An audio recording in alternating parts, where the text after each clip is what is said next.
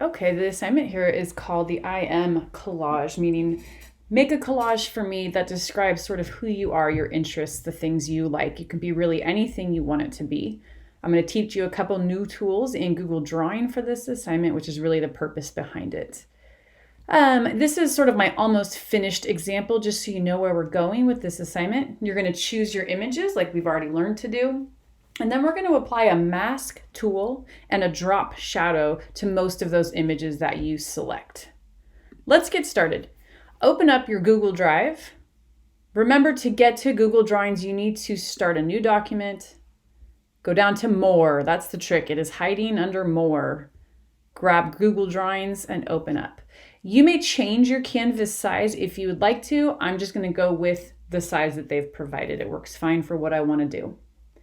First step, let's set this up using an image to fill the entire background. You could choose just a color or a color gradation if you like, but I highly recommend you choose some sort of scene to be the background for your collage. So I'm going to go to Insert, Image, Search the Web. You could upload from your computer if you have pictures that you would really like to use for this collage. For my example, though, I'll only be searching the web. For my background, I'm just going to say, I want a rainbow to fill up that page. I want to try to fill this entire canvas. And I want it to be a scene, so, that's kind of cool. I'm going to grab that one right there, click Insert. Remember, it tends to drop them in there pretty big. Now, to fill the background, I'm okay with you guys distorting the image. If you've never heard me talk about this before, when we change the size of an image, we always want to grab the corner. Notice where my mouse is down here on the right. When you grab that corner, it locks what's called the aspect ratio, and it keeps the image from distorting, meaning you're not going to make it long and skinny or squash that rainbow flat by pulling. But for this one particular time, I am going to let myself distort because I have a lot of canvas down here and I don't want it left blank. I would like to fill my canvas with this one image. So I'm going to pull from that middle square. Notice how the rainbow stretched. The arc is really tall on the rainbow now. I think that works okay for this particular image. Sometimes it doesn't. If that was someone's face, you could have made them look real strange when you did that. So if you don't mind distorting, you can grab those squares on the sides to change your image size. If you want it to stay the same as it gets bigger, you want to grab a corner. That's very important. After you've grabbed your image to be your background, you want something that's not really detailed because we're going to drop images on top of that. I'm going to start inserting more images, things that matter to me. So remember, this collage is about you. Searching the web again, and I think this time I'm a mom. I'm going to search a picture of mother and child. See what I see, if I like it. Sometimes you have to change the search.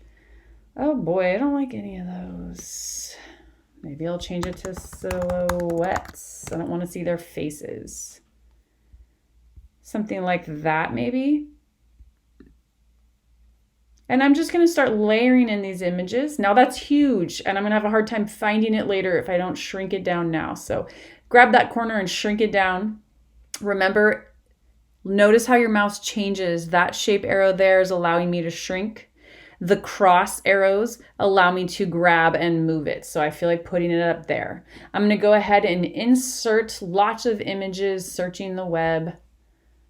I want paint because I'm an art teacher, but I want it to be like a messy pile of paint. So I'm looking for paint supplies.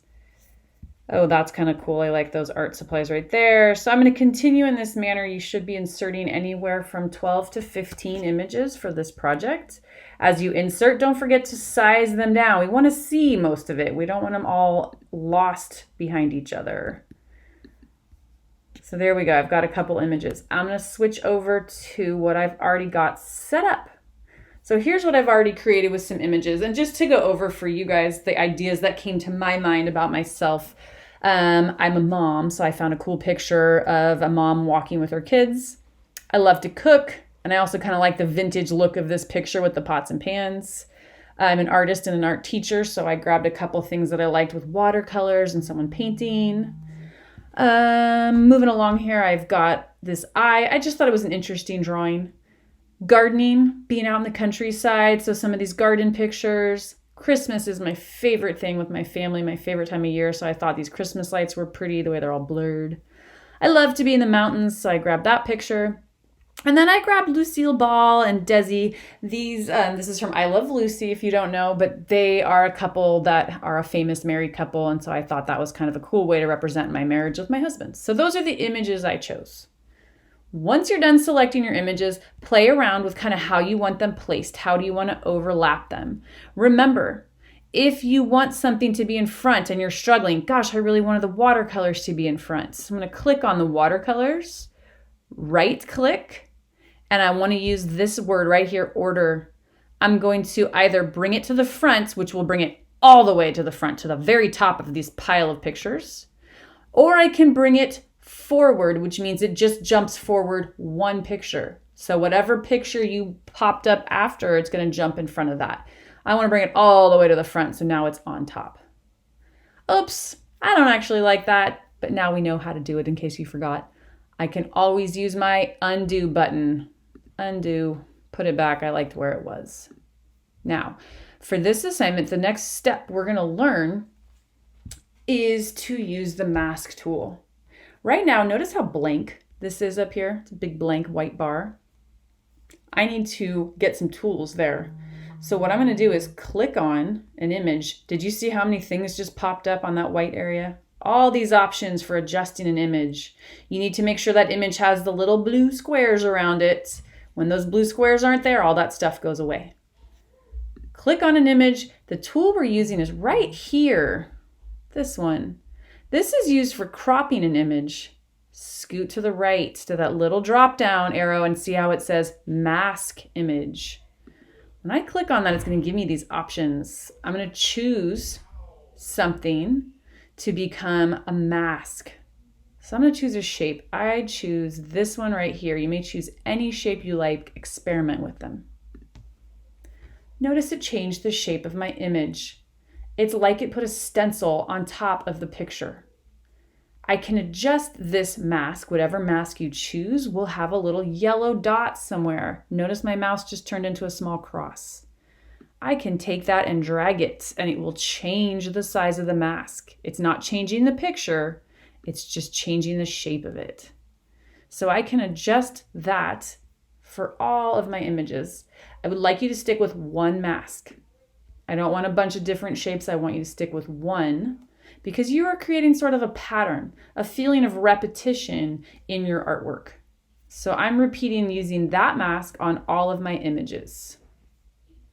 I've already done that, so I'm going to scoot over here. I used that mask on most of my images.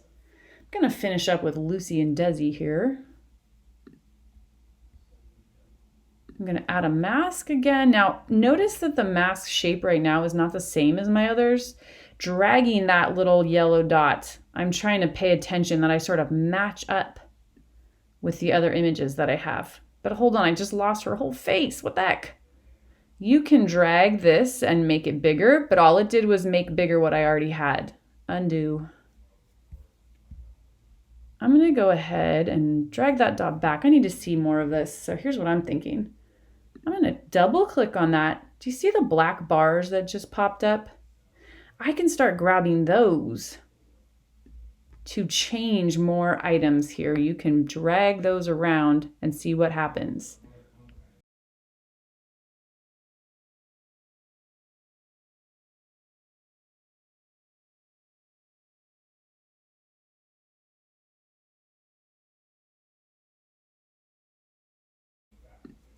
All right, when you're happy with the design that you've created, the other thing I want to see you do for all your images is add a drop shadow.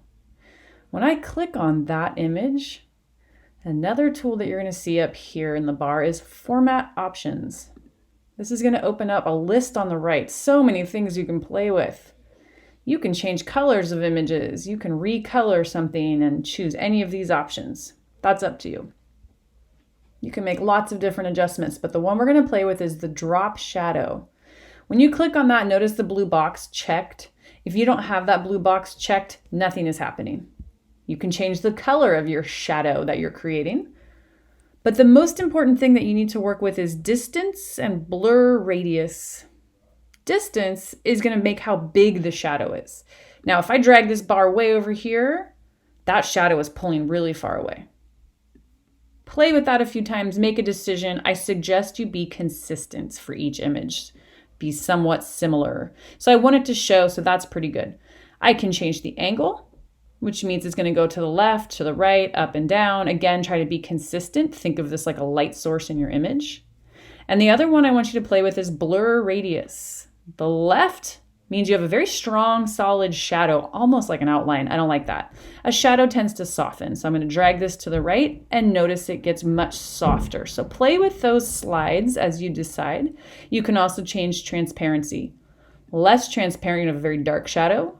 Much more transparent, it's going to be so subtle you can barely see it. You want to make sure I can see it because I'm grading this. So drag it back down here a little bit, make sure I can see that drop shadow that you've created. You have the option of leaving a few of your images unmasked. If you don't want to mask every one, for example, I just really like this image here. I couldn't get the mask to work without basically cropping out most of the parts I liked. So I'm just going to leave it. I think it creates interest to have a little bit of variety. I also left this image down here because when I cropped it, it kept cutting out the sun and I really liked the sun. So I decided to just leave that one. And I think it balances the bottom left corner also. So there you go. There is my finished collage. It reflects me. Most images have a mask on them, and most images have a drop shadow that I applied. Make sure you check with me before you get going to find out your requirements of how many images you need to include for your I Am collage.